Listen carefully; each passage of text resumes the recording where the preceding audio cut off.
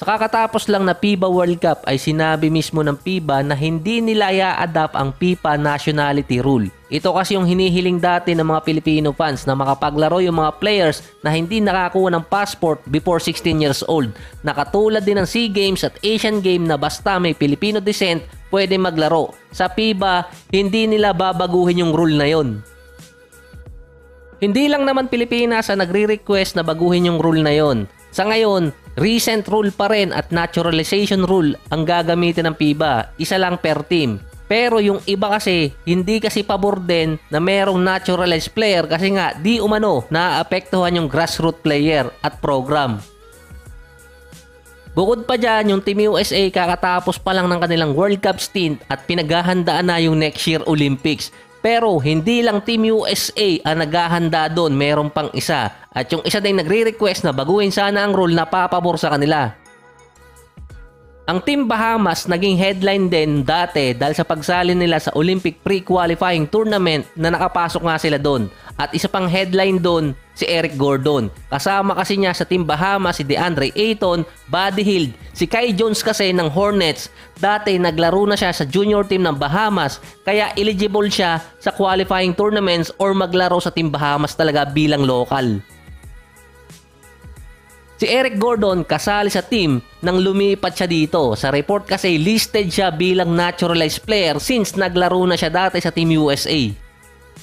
Nagre-recruit na rin kasi ang Team Bahamas. Si Klay Thompson kinukonsider na maglaro para sa Olympic qualifying tournament para makapasok din sa Olympics. Kasi kung iintayin niya World Cup, 37 years old na siya noon at kalimitan pa ng qualifying tournament sa World Cup during NBA season. Ang rason naman ni Klay kung bakit niya gustong sumali sa Team Bahamas dahil sa tatay niya. Wala kasing pagkakataon na makasali ang kanyang ama noong 70s at 80s.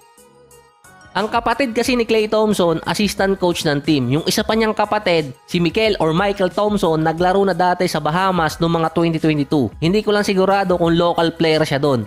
Ayon din kay Klay, focus niya muna ngayon ng NBA season.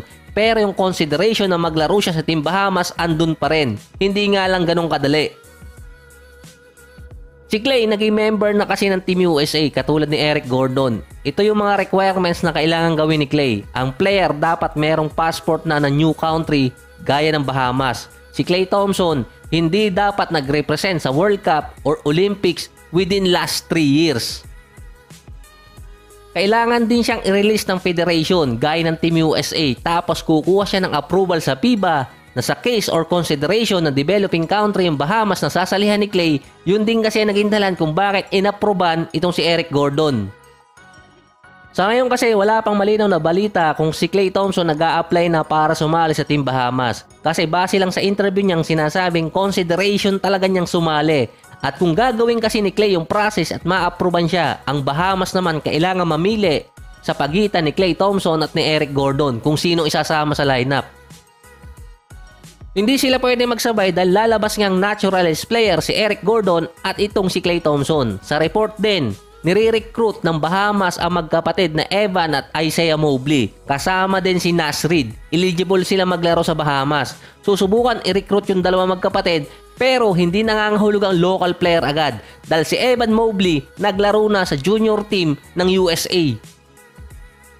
Base din sa report, gustong sumali ni Evan Mobley sa Team USA dahil nga nakapaglaro na siya doon nung under 17 pa lang. Kaya walang kasiguraduhan yung kay Klay Thompson dahil isang spot lang naman ang available kung naturalized player. Kasi nasa consideration din ng Bahamas na makuha si Evan Mobley. Mas bata, mas mahaba yung malalaro sa team nila.